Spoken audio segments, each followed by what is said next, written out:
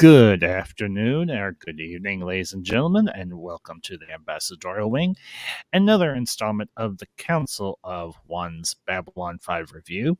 And hope you all are having a wonderful day wherever you are out there in the world. And we are coming up on the conclusion of season 4 of B5, and today we will be covering the episode Rising Star. And with me, as always, I have got my fellow council member. You know him, you love him. He's Irish, Mountains of Elysium. And we are expecting at least one or two other members of the council this afternoon. Some of them are stuck in med lab, some of them are out of beyond the rim doing research and just trying to dodge all of those dangers that exist out there beyond the rim. But today, we will be breaking down the episode Rising Star. And I do want to send out a shout out to the chat before we get started to all of the usual but very delightful suspects. Archer, Colin, and Bureau 31. Gentlemen, good afternoon and good evening. Thank you for both being here. And as always, if this is your first visit or if you are a returning visitor to the Ambassadorial Wing, make sure you smash that like button. Share this out with all of your friends who are lovers of great sci-fi like Babylon 5. And if this is your first visit and you enjoy the stream, consider hitting that subscribe button. So, Elysium. Ivanova will be watching. Subscribe. yes, she will. Do not get on the wrong side of her. Yeah, especially with what happens to her in this episode. She has one hell of a ride with this episode. It is by no means fun. God love her. Poor Susan Ivanova. It seems like if she didn't have bad luck, she would have no luck at all. But our good friend, our fellow council member, Fiona Wolf, has been kindly enough to sent us a transmission from Beyond the Rim, giving us her thoughts on the episode Rising Star. So I'm going to go ahead and pull that up, and we'll give that a listen, and then we will move on from there. Okay, 1 second here.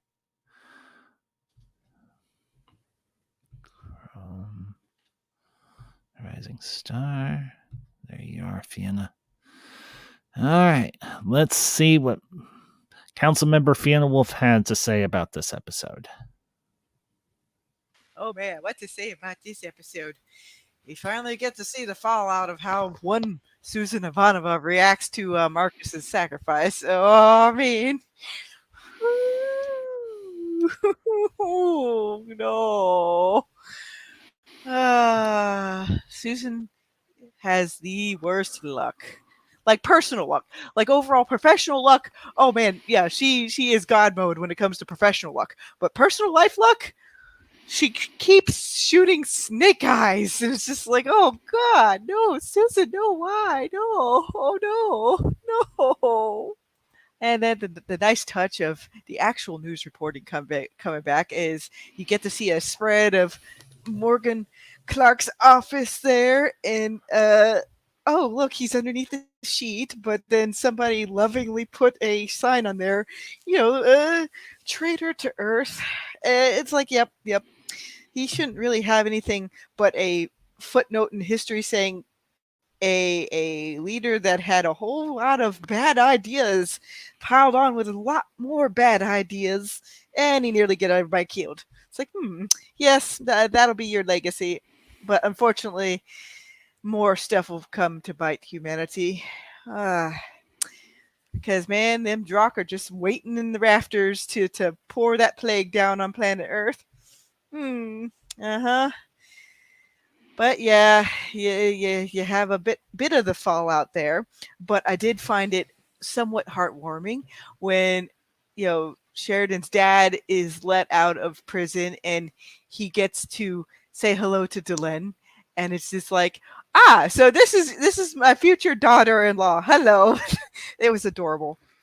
I say, like one of the lighter moments of this particular episode, methinks. And, with them setting up the seeds of the Interstellar Alliance right here, I thought it was rather touching that Delenn did mention Marcus in a very good light, saying, he wished he had been more effective when it came to, like, leadership, being able to sit up and do something. So in her own way, she's doing this to honor him and, maybe change things for the better. And I do find it rather interesting to see the dynamic between Jakar and Londo towards this whole thing. And basically, Malari's pretty happy for everybody. Like, yeah, they're doing something that is contrary to what most political people would be like, oh, well, this isn't very politically expedient, kind of like how Sheridan's getting the drop kick from his military career. Like, again, he did all the right things, but since he went about it in the not so expedient manner that the politicians would have liked, which would have caused a lot more death. I mean, personally, based on what I know of the situation and seeing how stuff played out, yeah, if you had let Clark stay and do whatever he was going to do, well, for one, Psycor would probably have more weapons, and two, there would have been more Shadow hybrid ships, maybe enough to the point to give the White Star fleet a hard time. Because I imagine the Shadows would have freely given more tech that could blow up in people's faces than the Vorlons would have. So even though the Minbari can probably reproduce some aspects of Vorlon technology, they probably don't have as much assets on available to keep making White Stars indefinitely. And they've been having the White Stars take up arms against everything from a ship equivalent to their size all the way to capital ships. So, yep, in a way, later on with Crusade, making the Excalibur class and whatnot showcases that they will eventually find more tech to add on and produce, to kind of mimic some Vorlon aspects. But really, knowing the Vorlons, because they kept saying, even through Vlida, like, oh, you'll be able to access their technology when you deserve it. It's like, oh boy. Well, we can all see, though, later on down the line, especially with the next episode, that, uplifted humanity, ascended humanity ends up doing a better job than the Shadows or the Vorlons, because they implemented a lot of different philosophies into guiding their younger races. Yeah. But the biggest highlight, I think, of this episode is how Mr. Garibaldi goes about tracking down his lady and basically turns everything upside down and eventually gains the whole entirety of Edgar's Industries, which he will use, especially if you read the Psycor trilogy, to make Bester's life a living hell in return. And yeah, that also ties into the fact that Sheridan knows what Bester's up to, because you can see it playing out when they're talking to each other in that conference room. Yes, if the good guys didn't have any kind of morals or standards, they probably would have used Bester's girlfriend to tag team one of the ships and demolish it. I think I remember one of the troops saying that, yes, I think they killed a few of the telepaths, to dismantle their control over the ship. But once they figured out what was going on, some of them, actually humanely knocked the telepath out.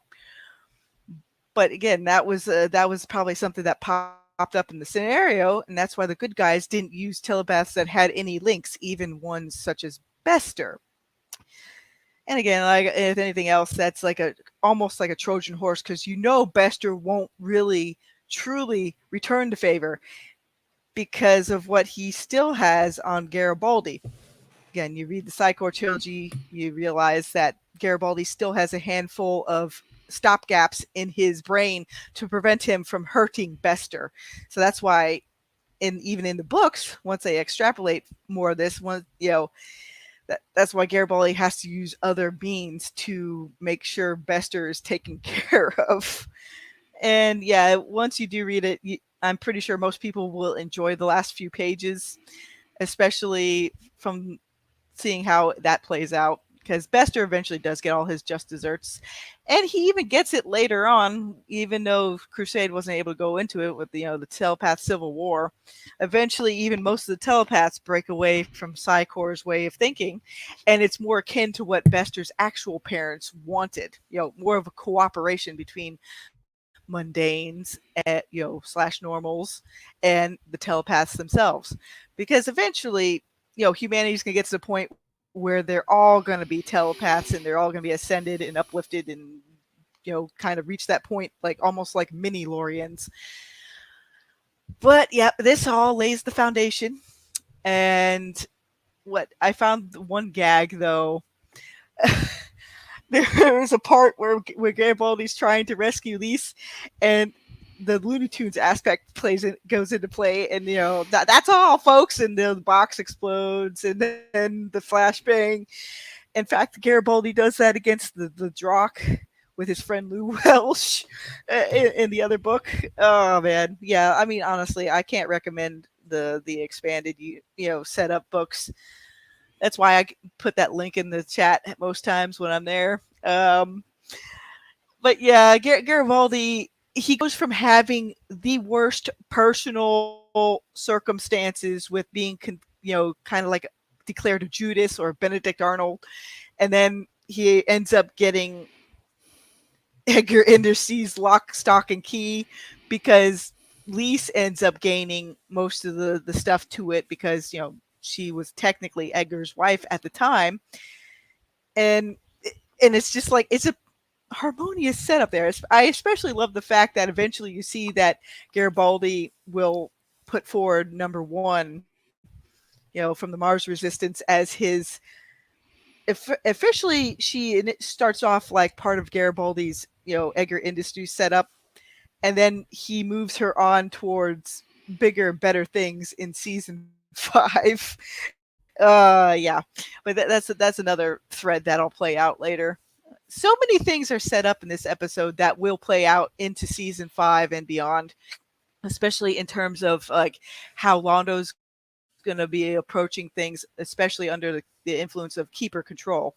And one of the biggest things I noticed on Sheridan's end is he put all the responsibility on himself, so all the people serving under him, especially in Earth Force, wouldn't get reprimanded. And he made Earth Alliance sign that in writing, like, you will not put my people through the ringer because of some political mumbo jumbo. You're already putting that on me. So, that's a mark of a good leader. He's willing to take it all onto himself and, make sure the rest get amnesty. And yeah, getting that in writing, especially in something like this, is important. That way they can't like finagle something else later. Which, depending on how things blow, like this setting has a more dynamic political element when it comes to how their politics work within that setting. And, that was just mainly to create kind of like, okay, XYZ scenario maybe for later, especially when you see what pops up in Crusade. I also like the touch with Garibaldi and the fact with the rescue, he was able to use some of the Rangers to help him, break Lise out. So that he was still able to call in friends truly, because they did realize via Franklin and Lita that Garibaldi had been quite thoroughly abused, and that in turn, abused everybody else within that particular chain of command and sphere of influence.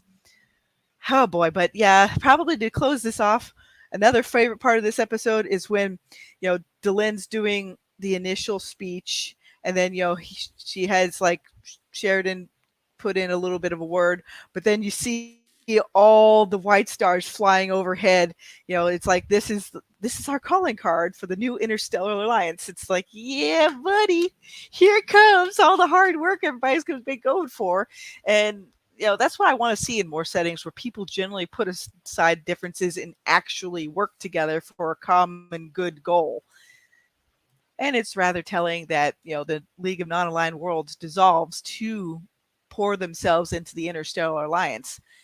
And I think it's a good move on their part, because the League of Non-Aligned Worlds, that represented, yeah, sure, it was a league, but by saying non-aligned, it means you were only like married out of convenience.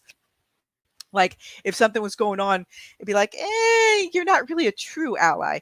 By putting it under an umbrella interstellar alliance, that means you'll all chip in and help each other out and not just watch like another threat level that maybe could be the equivalent of the Shadows or Volange, kind of wreck the party. Because as we all know from third space, there's a lot of oopsie daisies left out there if they are so inclined to go find, unfortunately. So there you have it, everybody. This episode was about breaking down certain things, but like anything else, you have to know how to reconstruct in order to leave a lasting impression. Oh, and PPPS, the ending part with Jakar's eye, Londo's like, "Where is your eye, Jakar?" And Jakar's just looking at the camera. My eye sees everything. And it's just like, oh God. Yep, there it is. He's in the honeymoon suite. Oh God, Jakar, why? Why?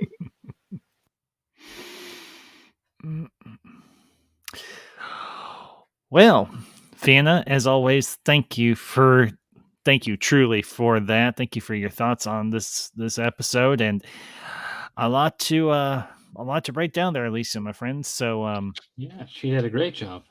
yeah. So Well, our job is done, but we can talk more. yes, She did so well. yes, she always does. So, my friend, where would you like to begin with this one? I think it's something she mentioned early on, and it's something that really hit me during this episode. It's when Delenn met Sheridan's dad for the first time. Yes. And for me, that really hit home because my parents had both died before I met my wife. And that scene, I'm saying, I'd love to have walked down a corridor, seen my dad and saying, "This is my wife, the woman I love." And it was a beautiful little scene. Yes, honestly, it was, and the fact that Sheridan's father is like, I don't see him in Bari. I just see my future daughter-in-law, and I think that for him, to use a term that's a little tongue in cheek here, but I think appropriate, I think that was very progressive of him, because to him, it's not a question of whether or not it's not a question of race. It's a question of, is my son happy? And considering everything that John probably told his dad about Anna, he's probably like, hey, my son is happy. And that's the most important thing. And speaking of important things, give a very warm welcome to another member of the council. You know him. You love him. He's wacky. He's the head of the Order of Snyder Cut Fighters, Lord Kojay. Thank you for the wonderful entrance yet again. And much rejoicing. Thank you. Just like winning the bell in the Muay fight in TKO. Yes. So sorry guys, I'm late. It's okay, man. But right. I didn't miss a thing of the show because I was listening to this in the car. Excellent. All the way here, and I came at a perfect time. That moment when Sheridan's father just accepts Delenn is just beautiful, because in my family, I don't think my mother got that from the other side. It was quite the opposite. So it was beautiful to see that. And that's the cool thing, is that there's so many tiny pockets in this episode of like just joy and happiness. It's like a breath of fresh air with all the crap we had to go through. Yeah, even though in this episode there's still a lot more crap going on. Very true. So, because Susan Ivanova, man, I just feel like she got winded, and we didn't get much of a closure with her. That part hurts. Well, and I know you as a big Ivanova fan. Ouch. Yeah. So, and want to say hello to the chat, Catherine McKinney. Catherine, good afternoon or good evening, depending on where you're at. And I'll bring up Colin's comment here. To be fair, Sheridan Sr. had been a diplomat, so being used to seeing alien races as equals in a way. Yeah, Colin, that is very true. So, yeah, but he believes it, though. That is true. He's not playing the part. There's a difference, I think. Yeah, very true. Very, very true. I think it's So I was saying, like they said, when the cameras are off, who are you? Going back to comes the Mm. Inquisitor. Sheridan's father Mm. is a diplomat, where no one was watching, no one was looking, and he was still. He was very, Right. but here's the thing too. Yes, you could say he's just playing the diplomat, but the other factor is it's his son. He wants John to be happy, and if Delenn makes him happy, in the eyes of the parent, that is ultimately all that matters. You know, when Mother Ambassador met Madam Ambassador number 2, and she asked me one very simple question when we were by ourselves. She's like, "Does she make you happy?" And I was able to look her in the eye and I say, "A lot, yes, and a lot more so than the first time around." Then she's like, "You don't need my approval." I was like, "I may not need your approval, but I at least want to know what you think." And I think for John, he wants to know what his father and mother would think because he does value their input. And I think also to kind of parallel this, when you have Ivanova lying, sitting on the floor there in med lab, and Sheridan, or not Sheridan, but Franklin comes in and she's like, "Go away. I don't need anybody here right now." And Franklin's like, "Look, he doesn't say it, but he's like, I know you don't want me here, but you need me here." Mm. And Susan is absolutely ripped asunder in this episode. And it is heart-wrenching for a lot of us to see someone who has been so strong and so indomitable and so steadfast be broken down this way. You feel for Susan. You feel for Ivanova in that moment. Because I think we all, at one point or another in our lives, have had our affections either cast aside or we saw what we wanted, as she said so eloquently, but we're afraid to go after it because we were afraid to get hurt. And when Franklin says, I guess that's certainly one way to deal with unrequited love. And Ivanova says, all love is unrequited, Stephen. All of it.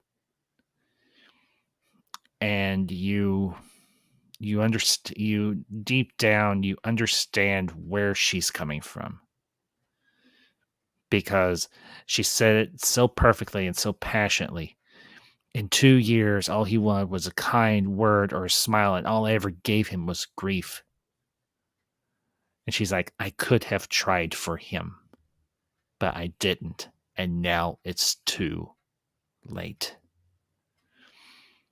But in the same token, as we will see at the end of season 5, she will take up a mantle of leadership in the Rangers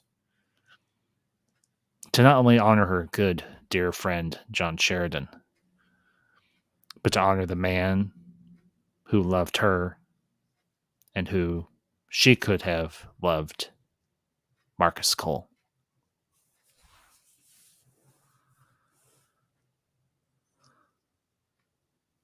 I think that's right on the nose because I did try once watching this episode, and then after it, I watched Sleeping in Light.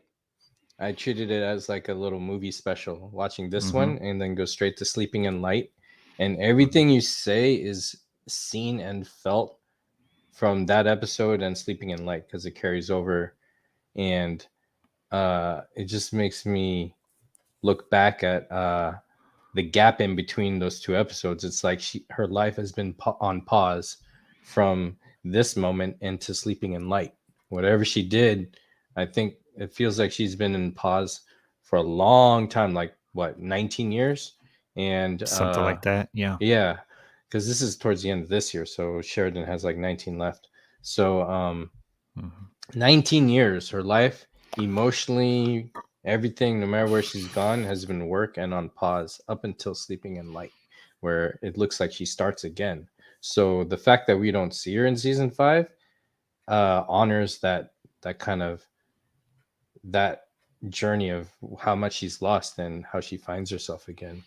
I think very, very more importantly than before. If you watch those 2 episodes back together, at least at some point, and then it paints a picture of what you said on the She's nose. a bit like Frodo in Lord of the Rings. Right. Her body is healed, but the spirit, you could see someone broken beyond belief. Yes. Yeah, it's like you never see them themselves again until the very end when they say, "I've got to do something else now." Yeah, because for her, as they say in that little from the the broadcast from ISN, the reporter says that Navava has taken up a post on board one of the new Warlock class destroyers to give it the shakedown, and when she's quoted as saying, "I have to." I'm kind of paraphrasing because I don't remember exactly how it was phrased, but she's like, "I need to figure out where my heart is before I decide where the rest of myself is going." And Mara speaking, and that's when we suffer a trauma or a loss that is very deeply felt. That's true of a lot of us. We have to figure out where our heart is before we decide where the rest of us is going, where the rest of ourselves is going. And to be a little transparent here with myself, this year has been one of the most emotionally and mentally taxing years of my life, considering everything that's gone on. I won't rehash it here. But the one thing that really has struck me to my core was coming to the realization, and I realize this now, in the most traditional sense of the word, I will probably never be a pastor. Because for one reason or another, the Protestant church doesn't want me. Every mainline denomination of the Protestant church that I have been a part of has had some sort of issue with me for one reason or another. And so I'm in between tick and talk, much like Sheridan was back earlier in season 4. And I need to decide which direction I'm going. And right now I don't know. Much like the Interstellar Alliance, it's going to take them time to get their feet underneath them, even though they have a very strong command leadership structure in terms of the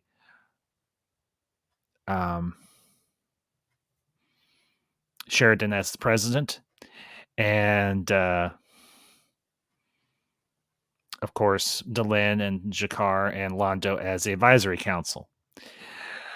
And shout out to the chat, Shane Noland and Leroy Kong. Gentlemen, good afternoon or good evening. Good to see you both. Thank you for popping in. I appreciate it. So, but, the interesting thing about this episode, to get back on the episode, not so much talking about myself here.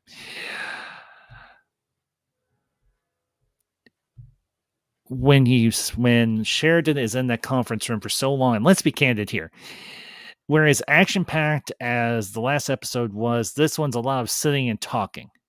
And you have 3 very interesting conversations, or 2 2 interesting conversations involving Sheridan with the president of EarthGov, Susanna Lachenko, and of course, everybody's favorite little sidecore toady, Mr. Alfred Bester.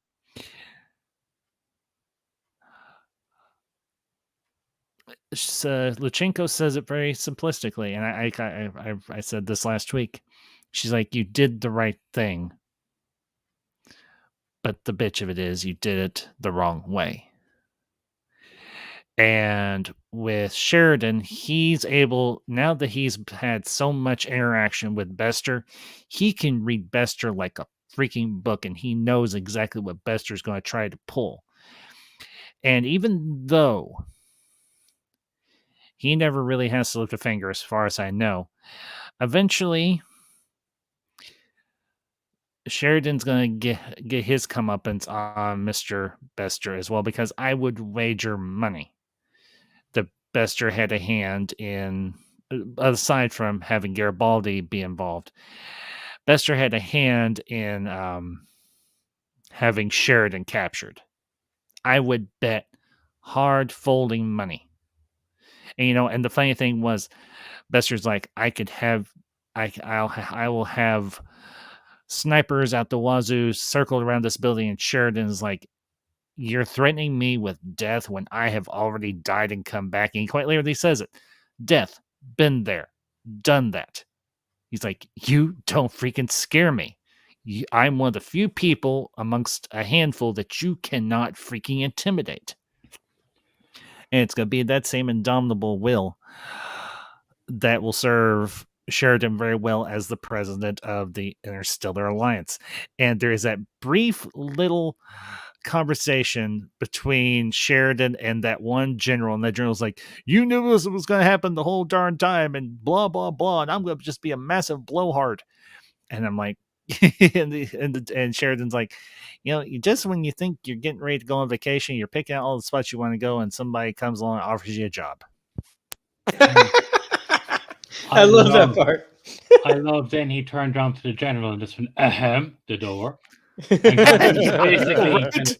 And because now he's president of the Interstellar Alliance, so he's got Code of conduct. and not to mention that, but diplomatic immunity and diplomatic position. So you have to be nice to him now.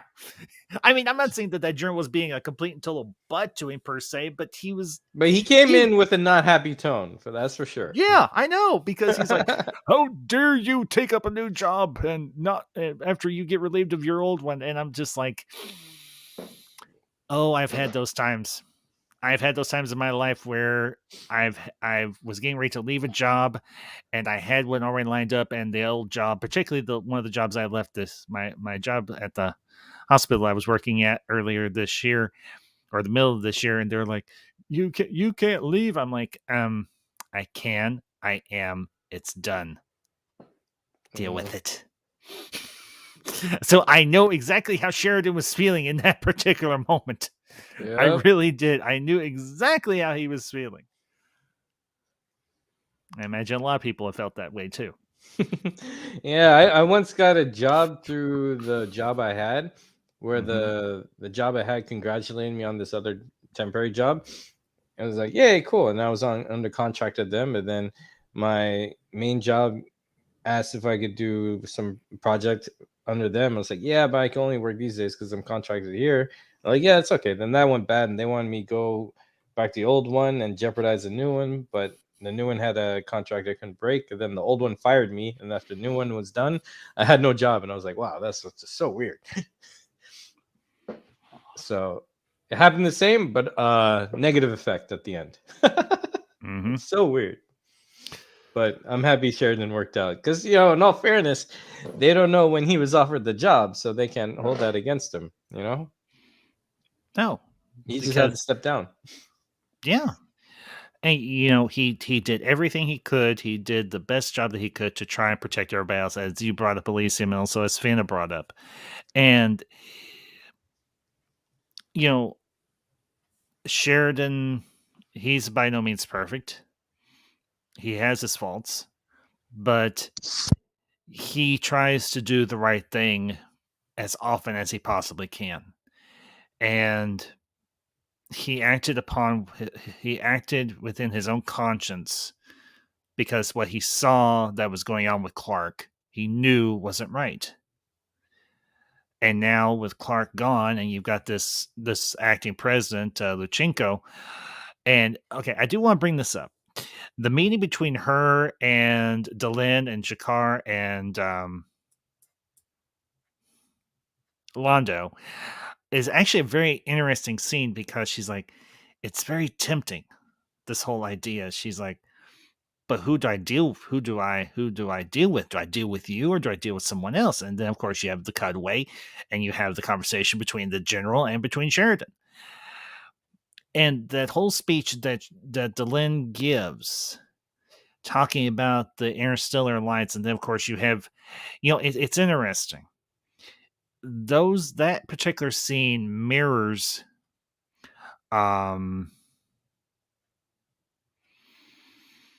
the scene earlier on in, I think it's in, or later on in season 3, when Cartagia allows the shadows to plant some of their ships on Centauri Prime, because you have the overhead of the shadow vessels coming in. You have Londo remembering that vision that he had, and whereas that was a very dark and very depressing and a very frightening scene, having that flyover by all the white stars is it's a nice parallel, because whereas the shadow vessels were a symbol of fear and tyranny, the white stars are a symbol of hope and of freedom.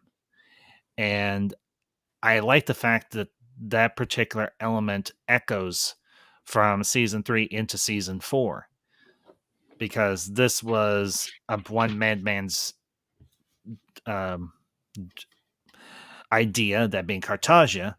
But on the other hand, in this instance, it's a signal of something better that's going to come, and that being the Interstellar Alliance.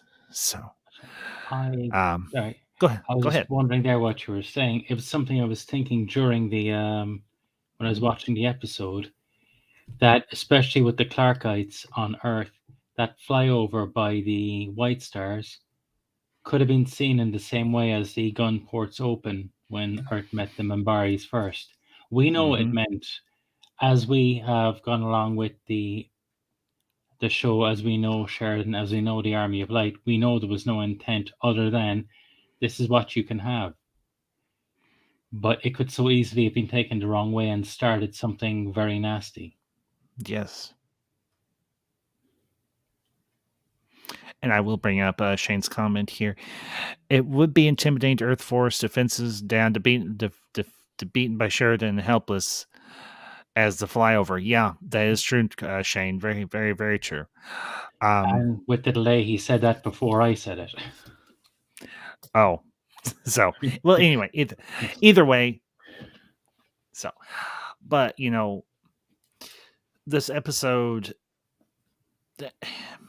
it does have a lot going on in it, but at the same time, this is the wind down, because the war against Clark is over. The war with the Vorlons and the Shadows is over. The Interstellar Alliance is going to be rising to power. And, you have that very powerful voiceover by Delenn when you see the White Star flying back to Babylon 5 after her and John are married. And of course, you got the scene between Londo and Jakar, and you got Jakar has his cybernetic eye there in the As a Jakar fan, I am disappointed. That was too low, Jakar. Come on, homie. Yeah. No, He went a little too pervy Master Roshi there for a second. Just a little bit. But considering Garibaldi found the lingerie down stuffed on the back of his couch, it's not beyond him. Aha. Very true. Very true. It's still in character. It's just that it's been so long since we've seen that side of him. So I guess it's refreshing. It's just like it's been too long. Especially since after he had a spiritual enlightenment. It's kind of funny to see that he still has his old charm or ways. Yes. It's nice to see the lighter side of these characters after them having been through so much darkness. And Londo's reaction to the whole notion of the Interstellar Alliance, and he starts laughing, and him saying, when you're in the in the presence of living history, the air gets quite thin. You become giddy, and you think about it. Mm-hmm. That moment right there is a moment of living history, Mm-hmm. and it's Londo's perspective that really brings it into, or it's Londo's reaction that brings into perspective exactly what is happening here. Something They have created something that will be talked about for literally millions of years. And as I was saying with Delenn's voiceover, the the Interstellar Alliance would waver and bend, but would not break. And the next 20 years would see great joy, but great sorrow. The Telepath War, the Drak War. And she's right. And also the whole situation with her and John's son, David, and what happens to him. That for them is a very difficult trial, obviously. And we can infer that obviously the Drak plague would be counteracted, that humanity would be saved, and that the Drak would ultimately be defeated and destroyed, just like their masters. Well, not some. I don't want to say that the Shadows were necessarily defeated, but they were. They lost. They were, huh? It's like they lost big time. I don't think defeated. I feel you on that. Well, with the Shadows, they finally got a wake up call, I think is more accurate here. They didn't lose the war per se, but They they kind of woke lost up their and fight. The fight. If that... they've come to realize how flawed and imperfect their way of thinking was. And Lorian was like, it's time for us to all leave. It's time for us to go. They need to do this on their own now, and they've shown that they can. Mm-hmm. It's kind of like, I would put Lorian in the same position as, say, Q from Star Trek Next Generation. Because the Q are always pushing humanity to be better, to think beyond themselves, and to think outside the box, and to evolve and to grow. And with Babylon 5, humanity finally shows the older races that they can stand on their own 2 feet, and they don't need their constant interference to grow into what they should be. And granted, there's a lot of difficulty for humanity and the younger races, the League of Non-Aligned Worlds, the Minbari, the Narn, and the Centauri, but they find their way forward. That's the thing. They find their way forward. They have their struggles, just like I'm sure that the first ones, when they were younger races, did as well. It's almost cyclical. It repeats itself in a way. But the great thing is humanity retained and remembered the lessons that they learned from the Shadow Vorlon War, and from their own conflicts and from their own struggles. And they were able to pass along what they learned to the younger races that would follow them. To quote a favorite film of mine, and from my favorite character and a favorite actor, life found a way. Jurassic Park. Ian Malcolm, Jeff Goldblum. Yes. So, but guys, I feel like I've kind of monopolized the conversation. I don't mean to. No, that's no. Elysium, Koj, your thoughts? I was just thinking about the relationship of Sheridan and Garibaldi could so easily have been bad, but the only way Garibaldi could have gotten help of the Rangers is if Sheridan had ordered him to help him. That's so true. It kind of, in that line, you could kind of see that for Sheridan's part, he's left the past go. There might be still some thing there, and that's only natural and only human. Mhm. but he was willing to help the man who put him through hell. I was also thinking, what if it was Delenn that sent the Rangers out to help him? Because she's usually the one that's quicker to forgive and do stuff. But I can see Sheridan doing it too. I think Because Sheridan. they Well, they know here's what's going on Mhm. back there in order to come up with the plan to hire Sheridan real quick. I don't know. What do you think? Sorry, go.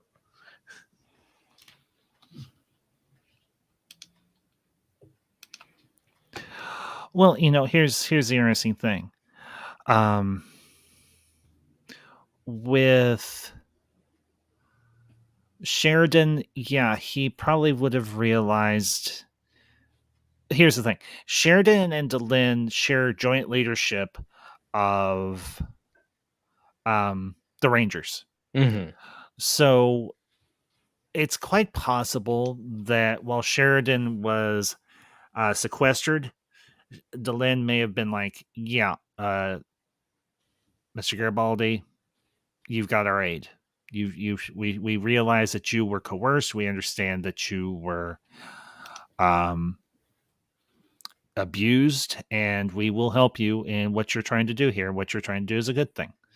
So Delenn very possibly was the one that gave the okay, and I imagine John wasn't going to give too much pushback on the fact because he now realized.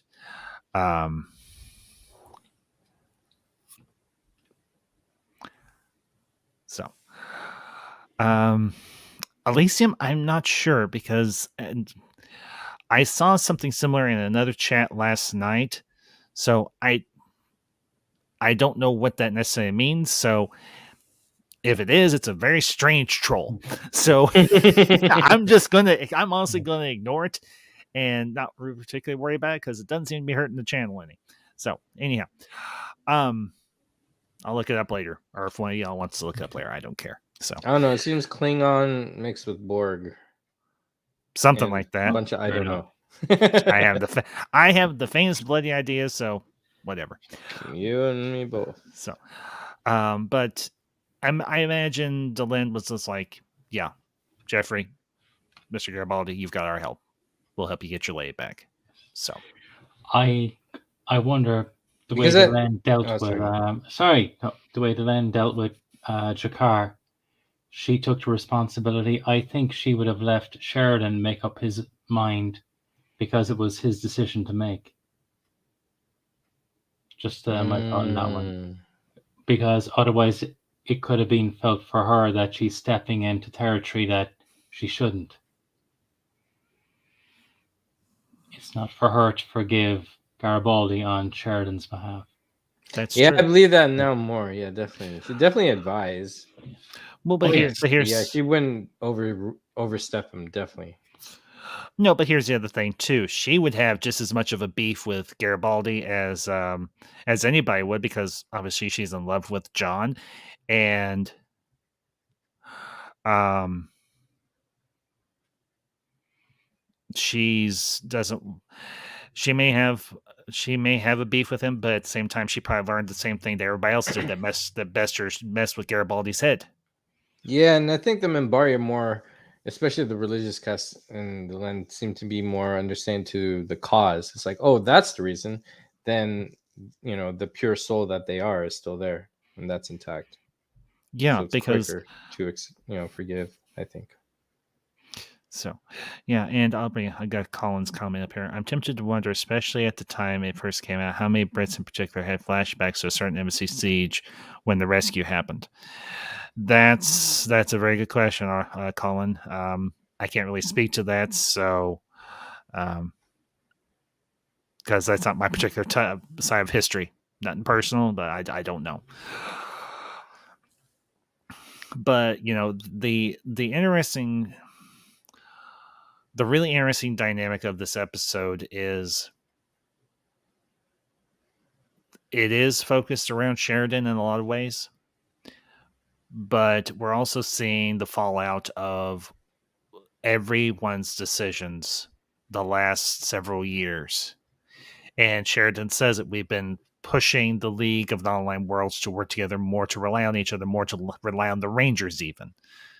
And, considering everything that has gone on, to see how it has played out is truly gratifying. Yes, there was darkness. Yes, there was danger. Yes, there was conflict. Yes, there was betrayal, unwitting betrayal, essentially. But out of all that hardship and pain, something powerful and something good came out of all that pain.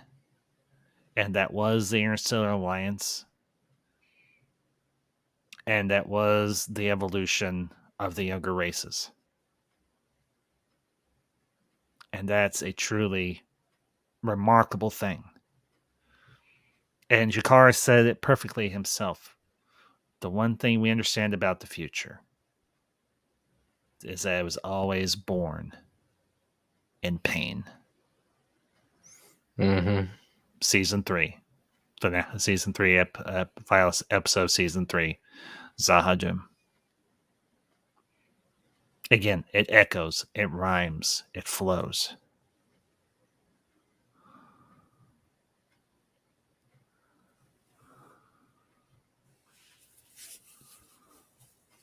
Very true, Colin. Very, very true.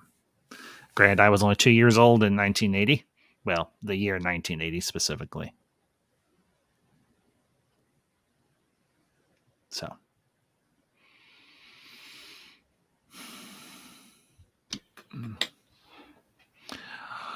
Well, gentlemen, any other thoughts on this episode? No, I think I said everything. It was pretty. I think, yeah, I have nothing else to add. Everything's been beautifully said.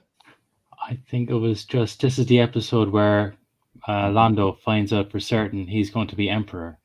Yes. And the look of that's horror, right. just the look of horror on his face is. Mm-hmm. It says a lot about the person who Londo truly is. He did not want that. Yeah, it's almost scary. Sorry. He gets on. Sorry, he just gets on so well with Shakar at the end. And I've heard it said that how could they go from hating each other to being friends so quickly? And Londo mocking Jakar about you have a little problem with that might need a little blue pill.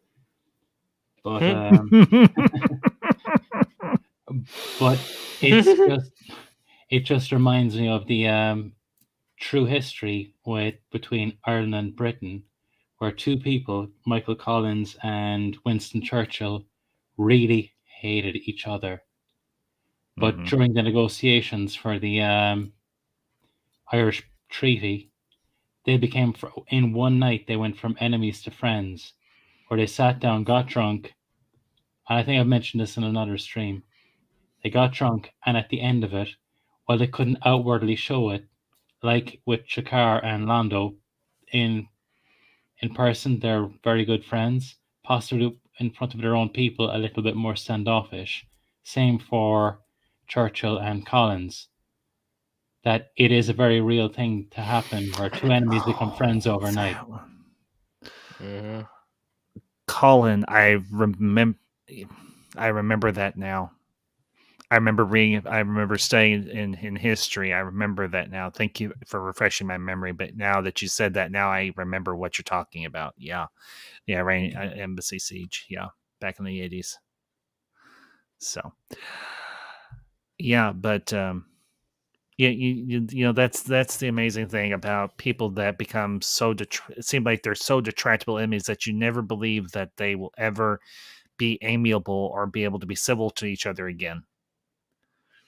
But at the end of the day, Londo and Jakar were able to.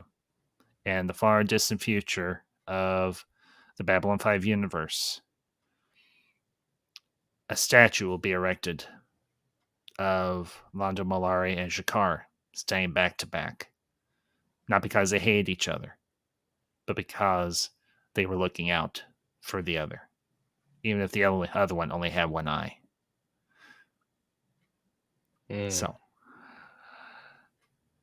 And that's one of the great things about a series like this, and that's why it's been so edifying and so enjoyable over the last couple of years to do these streams, discuss these episodes, because it not only is it gives us the opportunity to reflect upon ourselves, but to reflect upon the world that we exist in. Because a great writer like Straczynski can take his own personal history, the human condition, and world history, and blend it into something and give us a show like Babylon 5. And I'll bring up Shane's comment here real quick. Churchill was upset when Colin was assassinated. He had the Royal British Navy escort his body as an honor guard on the voyage to his state funeral. Yeah. And that just shows the respect that even politicians, as detractible as Churchill and Collins were, and I've done a little bit of studying on both of them, they may have had their disagreements, but they never truly hated the other. Maybe they said they did. Maybe they felt they did. But at the end of the day, they didn't. Because they had each other's backs. They just kept like up Londo. personal Sorry, I cut across you there. No, it's okay. It's okay, Elysium. Go ahead, please. No, they kept up private, personal letters to each other after, but they never made that public. And as far as I know, a lot of people still don't know about that. Mm-hmm. Because they knew how much of an issue it would become if that did ever become public. So, well, folks, I think we're going to go ahead and we're going to call it an afternoon and an evening. And I want to thank everybody who tuned in today. And as always, make sure you leave your comments down below with this episode, what you thought about, what we had to say, what you have to say, of course. And I want to thank Mountains of Elysium and Lord Koj both for being here today. Unfortunately, Zodrider was not able to join us. He was having technical issues on his end, so we look forward to hopefully having him back next week. We will, of course, be back next week, same time and same day with the season 4 finale and the unofficial finale for Babylon 5, a episode that we all love. And we will be doing look forward to a great discussion on the deconstruction of falling stars. Hey. And I do want to let you all know I will be live tomorrow evening at 7 or 7:30 Central Time, continuing my review of the Lord of the Rings trilogy with the middle chapter, the Two Towers. And I will be going live this Sunday as well with another ambassadorial R&D. We'll be doing a discussion on the latest episode of Hawkeye and doing some reaction to some trailers that dropped yesterday with Star Wars Eclipse, with the new trailer for Sonic the Hedgehog 2, and whatever else might come up and everything tomorrow. And I will be doing a doubleheader stream tomorrow. I'm going to be doing a Christmas movie watch party tomorrow evening over on my Twitch channel. We're going to be peeping a true holiday classic, simply known as Home Alone. So I'll be sending out the details for that and on my social media. So be sure to follow me on social media if you don't already. And fellas, I've plugged my thing. If y'all have anything you want to plug for your channels, the floor is yours.